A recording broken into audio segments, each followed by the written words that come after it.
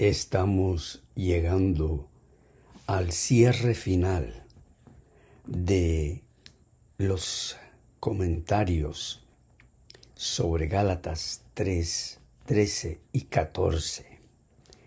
Y pareciera que ya se ha dicho todo sobre este texto de que Cristo se hizo maldición por nosotros. Pero todavía hay más que considerar y tomar en cuenta. Y francamente yo creo que esta siguiente parte es la más bella, la más hermosa, la más clara en cuanto al significado de estos versículos. Bienvenido y muchas gracias por conectarse otra vez a este canal. Haroldo Camacho, su servidor, donde estamos estudiando el tema de la justicia por la fe, que ante Dios la única manera de ser justos es por la fe. Y esto lo tomamos de las Sagradas Escrituras, tal cual Cristo había dicho en Lucas 24, 44 al 47, que toda la Escritura se centra en Él. Todo lo que es la ley, los salmos y los profetas señala hacia Él. De tal modo que ese es el tema que surge de la Escritura cuando nosotros la estudiamos con su sacrificio en mente, su encarnación, su vida santa, recta y pura a nuestro favor, su vida la cual Él ofreció como sacrificio ante Dios en nuestro lugar, para que entonces nosotros por la fe pudiéramos tomar esa vida y hacerla nuestra. De tal modo que cuando Dios nos ve, nos declara justos porque estamos revestidos con la vida de Cristo. Es una belleza de tema y es el tema que cubre y abarca las Sagradas Escrituras. Y leemos aquí que no hay ninguna otra manera de evitar la maldición, sino creer y con firme confianza decir: tú, Cristo, eres mi pecado y mi maldición. ¡Qué belleza! ¿Quién hubiera pensado que nosotros pudiéramos dirigirnos a Cristo con esa confianza? O más bien, yo soy tu pecado. Yo soy tu maldición, yo soy tu muerte, yo soy tu ira de Dios, yo soy tu infierno.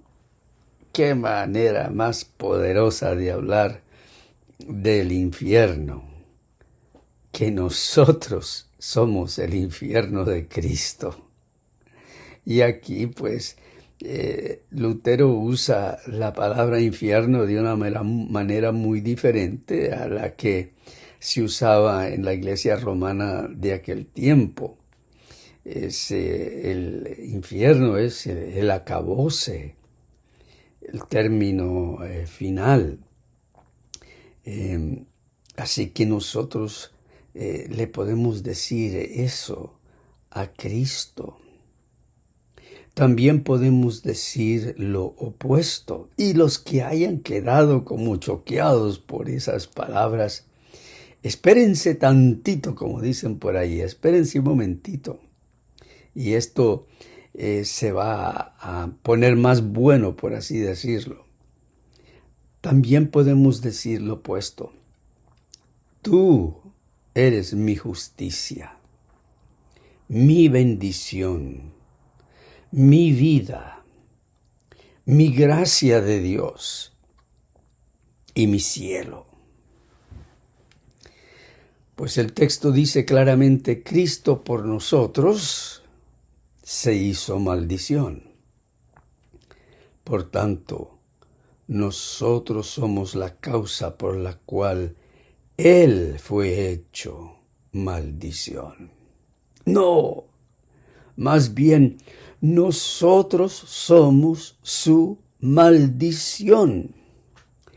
¡Qué cosa más hermosa! Porque Él nos invita a que hagamos de Él nuestra maldición. Eso está totalmente ilógico y en contra de la manera como nosotros lidiamos con la maldición en esta vida. Alguien nos maldice y nosotros nos enojamos, nos ofendemos.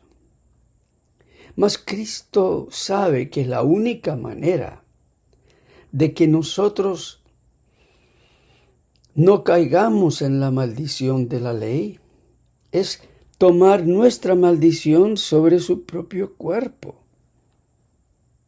Y entonces no quedamos vacíos. Es que algunos prefieren quedarse con su maldición, a ver si ellos mismos se la pueden quitar, que es un absurdo. El tigre no puede quitar sus manchas. Solamente el león de la tribu de Judá puede quitar nuestras manchas. Este es un pasaje excelente y lleno de consuelo espiritual. Y aunque no satisface a los judíos ciegos y duros de corazón, y aquí pues se habla de los judíos ciegos literal y metafóricamente. Todo aquel que se identifique con la noción de que la ley es la que quita la maldición, no queda satisfecho. Porque ¿cómo puede ser que por un lado la ley maldiga y por otro lado la ley quite la misma maldición? No es así. La ley maldice y lo único que la ley te señala es aquel Cordero de Dios que quita el pecado del mundo. En ningún momento dice, he aquí la ley que quita el pecado del mundo, he aquí el primer mandamiento, el segundo, el tercero, he aquí el cuarto mandamiento que quita el pecado del mundo. No obstante, es así como se predica en muchas iglesias. He aquí el cuarto mandamiento que quita el pecado del mundo. Un hermano me escribió aquí diciendo que los sábados de mañana al comenzar el culto desfilan todos los participantes en el culto divino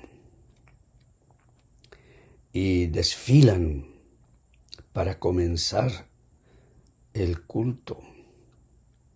Y mientras desfilan, repiten el cuarto mandamiento. Díganme ustedes, ¿qué clase de idolatría es esa? Tantos bellos pasajes que exaltan la obra de nuestro Señor Jesucristo. Y eso es lo que repite la congregación. En otras palabras, se reúnen para recibir la maldición del sábado. Porque al repetir el cuarto mandamiento, el cuarto mandamiento les está diciendo, malditos sois porque no acuden a Cristo vuestro reposo. Y lo que pretenden, lo que procuran, observando el sábado, lo hacen siempre imperfectamente, de tal modo que la ley, no tiene ninguna otra alternativa sino maldecirlos. Así que se reúnen para recibir maldición. Por favor, mis queridos hermanos. Y eso va no solamente para los sabatistas, sino que hay algunos que creen más en los dones espirituales, en las sanaciones, en lo que ellos consideran obras milagrosas. Y para eso se reúnen en vez de exaltar a Cristo, y luego el Espíritu Santo reparte tal como quiera. Pero a Cristo no lo exaltan. Y es así sucesivamente. Todas las iglesias que se reúnen en obediencia a algún tipo de ley, se reúnen para recibir maldición, pensando que están siendo benditos.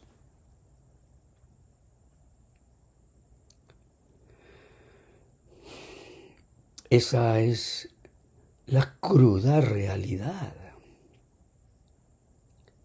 Porque la única bendición la recibimos mediante esa simiente, ese heredero, ese gran redentor que Dios interpuso entre nosotros y la maldición de la ley, Jesucristo, hombre y Dios.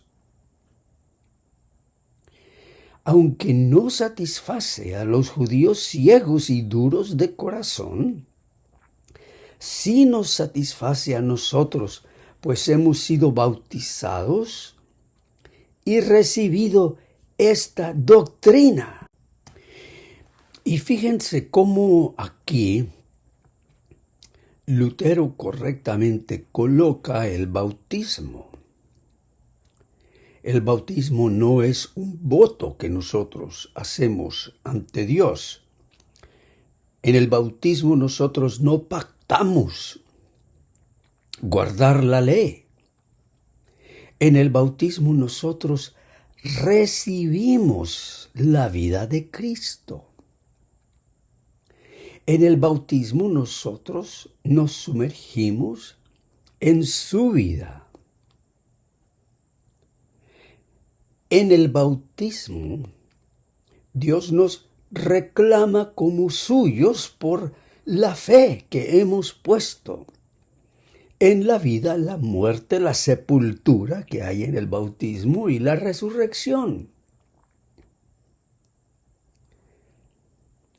Ese es el verdadero sentido del bautismo. Frecuentemente la cláusula bautismal reza algo así, y yo la repetía.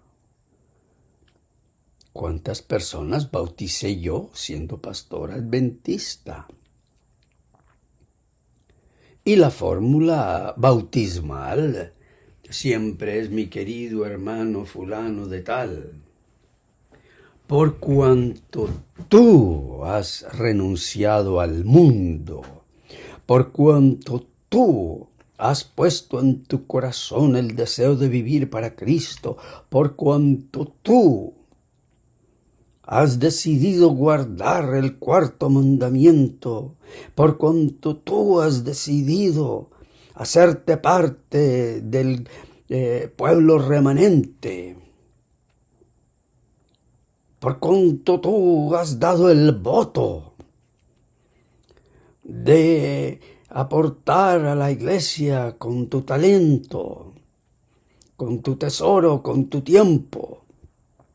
Por cuanto tú has tomado todas estas decisiones, yo te bautizo en el nombre del Padre, del Hijo y del Espíritu Santo. Esa es la fórmula bautismal. Por cuanto tú y Cristo queda por fuera totalmente del bautismo. Pero la doctrina de la justicia por la fe concluye así: hemos sido bendecidos mediante la maldición, el pecado y la muerte de Cristo. Es decir, somos justificados y renacidos a novedad de vida. Porque siempre y cuando el pecado, la muerte y la maldición permanezcan en nosotros, el pecado nos aflige, la muerte nos mata y la maldición nos condena. Pero cuando estos se transfieren y se colocan sobre la espalda de Cristo, entonces todos estos males pertenecen solo a Él. Ninguno de esos males te pertenece a ti. No tienes por qué quedarte con nada de maldición, de pecado, de muerte. Porque todo eso ya pertenece a Cristo, fue transferido. Todos estos males pertenecen solo a Él y todos sus beneficios son nuestros. Por tanto, en toda tentación, aprendamos a transferir el pecado, la muerte, la maldición y todo mal que nos oprima. Aprendamos a transferirlo de nosotros a Cristo. Al mismo tiempo, recibir de Él justicia, misericordia, vida y bendición. Este es el Evangelio. Es tan sencillo y es tan precioso que hay que repetirlo vez tras vez de 1000 maneras, como lo hemos estado haciendo aquí. Pues Él lleva todo nuestro mal y miseria. Dios el Padre ha puesto todas nuestras iniquidades, como dijo el profeta Isaías, sobre Él. Isaías 53:6. Y Él las ha tomado de buena voluntad, aunque no era culpable. Él no fue obligado a hacerse pecado por nosotros. Él lo hizo por su propia buena voluntad de amor hacia nosotros. Porque no quería que ninguna oveja se perdiera, ni la más chiquita y enfermita, ni la más ciega, ni la más quebrantada se perdiera.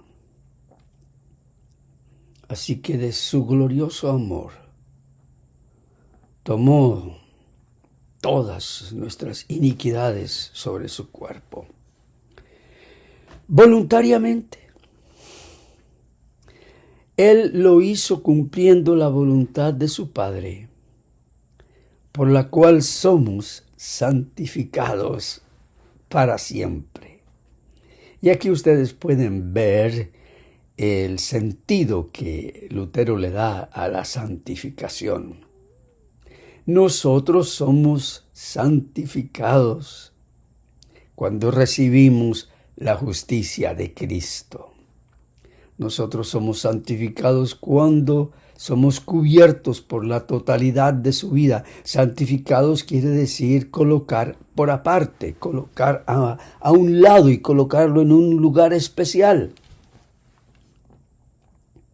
Y es así como todos los que reciben esta preciosa doctrina por la fe son apartados por Él. Es entonces cuando Dios dice: ustedes son mi especial tesoro, porque han creído en la obra de mi Hijo. No porque han creído en lo que ustedes están haciendo. Porque esa frase, mi especial tesoro, la utilizan las sectas para referirse a lo que ellos hacen por Dios, y por lo tanto ellos dicen: entonces Dios nos considera su especial tesoro. Guardamos el sábado, hablamos en lengua, hacemos milagros, hacemos esto, hacemos aquello. Entonces, por lo tanto, Dios dice de nosotros: ustedes son mi especial tesoro. Pero somos su especial tesoro solo cuando atesoramos la vida de Cristo, lo más preciado que nos ha dado el Padre. Así es la infinita e inconmensurable. Inconmensurable quiere decir que no se puede medir. Insondable misericordia de Dios, la cual Pablo gozosamente engrandecía con toda elocuencia y abundancia de palabras. Pero la capacidad reducida del corazón humano no puede comprender y mucho menos balbucear la insondable profundidad y apasionado fervor del amor de Dios hacia nosotros. Además, hasta la misma magnitud de la misericordia de Dios no solo dificulta nuestra capacidad de creer, sino que hace parir hasta la misma incredulidad. Y eso es cierto. Allí Lutero, en su manera de hablar, habla de esa manera: que la grandiosa magnitud de la misericordia de Dios da a luz hasta la misma incredulidad, porque nosotros nos quedamos pasmados diciendo: no puede ser así, que el creador de este grandioso universo se haya fijado en mí. Y fíjense ustedes que los astrónomos han hecho algo importante, porque a cada estrella que ellos pueden ver en este observable universo, es decir, lo que pueden observar con sus telescopios, yo no sé si es a cada estrella, pero a las galaxias y a las estrellas de mayor magnitud que pueden ver, le ponen nombres. Ese es el MLX 1, 3, 4, 7. Y le dan nombres, aunque sean de números. Y tienen muchas millares de estrellas con sus nombres. Cuánto más nuestro Padre Celestial, que las creó y que las sigue creando, no se fija en nosotros, que somos sus estrellitas aquí en este planeta. Y cuando algunos se fijan en todo eso, tal vez porque les faltó amor en su niñez, en su juventud, se les hace imposible creer, pero el mismo peso de la magnitud del amor de Dios quebranta la misma incredulidad. Porque yo no solo escucho que el Todopoderoso Dios, el Creador y Hacedor de todas las cosas, es bueno y misericordioso, sino que también esa grandiosa y soberana majestad tomó tanto cuidado de mí, un condenado pecador, un hijo de ira y muerte eterna, que no escatimó a su propio amado Hijo, sino que lo entregó a la muerte más vil. Allí, colgando entre dos ladrones, se hizo maldición y pecado por mí, un maldito pecador, para que yo pudiera ser bendecido como hijo y heredero de Dios. Esa es una magnitud inmensa, revelada en Cristo, del amor de Dios. ¿Quién puede engrandecer y alabar lo suficiente esta grandiosa bondad de Dios? Ni todos los ángeles del cielo. Por tanto, la doctrina del Evangelio habla de otros temas mucho más elevados que cualquier libro de ética o filosofía, hasta más que el libro de Moisés, la Torá. El Evangelio habla de los dones más divinos e indecibles de Dios, que por lejos sobrepasan la capacidad y el entendimiento de todo ser humano, hasta de toda la hueste angelical, y sumando toda su plenitud. Así de grande es esta doctrina de la fe, porque magnifica al infinito y divino Jesús. Cuando hablamos de doctrina, estamos realmente hablando de su persona, de que Él, de su propio libre albedrío, de su propio pensamiento, de su propio sentimiento de amor hacia nosotros, se entregó hacia a sí mismo. El infinito Dios colgando de un madero, haciéndose maldición por nosotros. Como dicen por allí, eso no tiene nombre. Eso no tiene nombre. Bueno, nos queda entonces ahora ver este precioso versículo 14, para que por la fe recibamos la promesa del Espíritu. Y ese tema entonces nos ocupará en la siguiente presentación. Por ahora ten seguro que el amor de Dios te alcanza a ti, ovejita perdida. Te alcanza a ti, aquel de quienes los grandes tal vez no han pensado mucho. Te alcanza a ti, que has sido borrado de la iglesia quién sabe cuántas veces. Te alcanza a ti que sufres en silencio por X, Y cuántas más causas.